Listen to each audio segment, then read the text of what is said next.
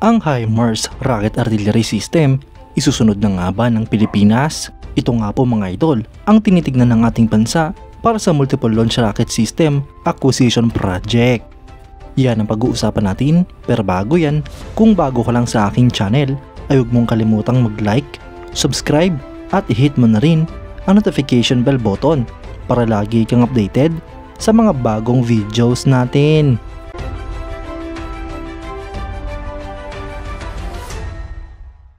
Dahil pinaplano na ng AFP na bumili ng missile system para sa Pilipinas, ay siguradong susunod na nga po dito ang mga rocket artillery system para sa Philippine Army. Ang Philippine Army ay nagpahayag ng interes sa pag-acquire ng M142 HIMARS para sa coastal defense kasama ang Indian BrahMos missile. Bukod nga po sa HIMARS mga idol, ang Philippine Army ay kinukonsidera din ang K239 Chunmoo at ang Elbit PULS para sa MLRS acquisition project ng ating bansa. Ngunit nangunguna pa rin sa listahan ang M142 HIMARS o High Mobility Artillery Rocket System. Ito nga po isang light multiple rocket launcher na dinevelop noong 1990s para sa United States Army at mounted ito sa US Army Family of Medium Tactical Vehicles. Ang HIMARS mga idol ay nagdadala ng one pod ng 6 na 6-guided multiple launch rocket system na mga rockets o isang 80 ACMS missile.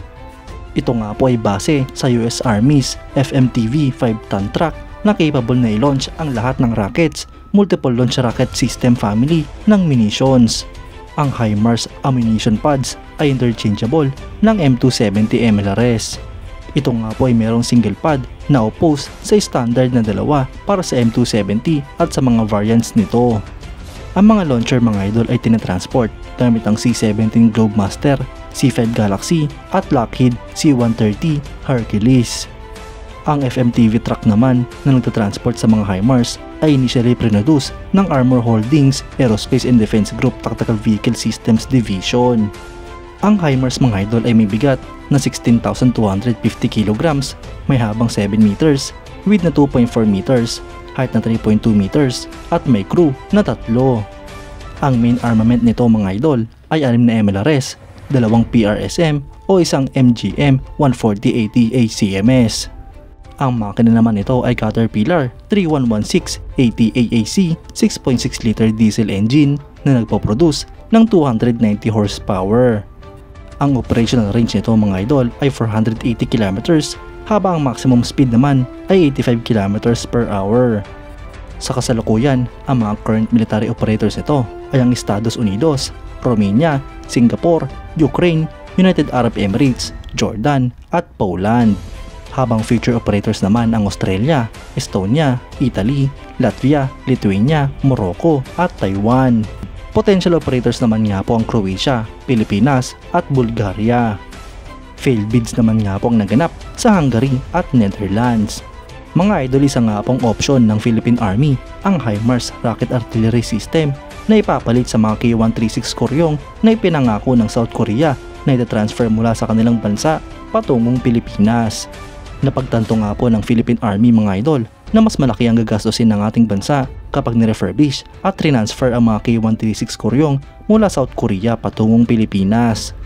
Kaya't minabuti na lamang ng Philippine Army na magkaroon ng acquisition project para sa mga brand new na multiple launch rocket system.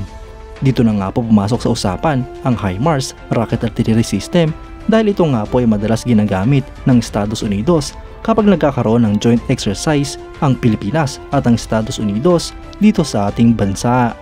Isa na nga po itong advantage para sa Pilipinas dahil pamilyar na ang mga Pilipino sa HIMARS Rocket Artillery System. Ito nga rin po ang dahilan mga idol kung bakit nangunguna sa listahan ang HIMARS o ikukumpara sa mga pinagpipilian ng Philippine Army. Bukod pa dyan ay handa nga pong tumulong ng Estados Unidos upang makapag-acquire tayo ng mas maraming units nito sa mas murang halaga. Kayo mga idol, anong masasabi nyo? Comment down below for your thoughts and opinions. At yan nga lang po ang pag-uusapan natin ngayon mga idol. Maraming salamat sa panonood. Huwag nyo rin kalimutang mag-like at subscribe bilang suporta sa ating channel. Mabuhay kayo mga idol!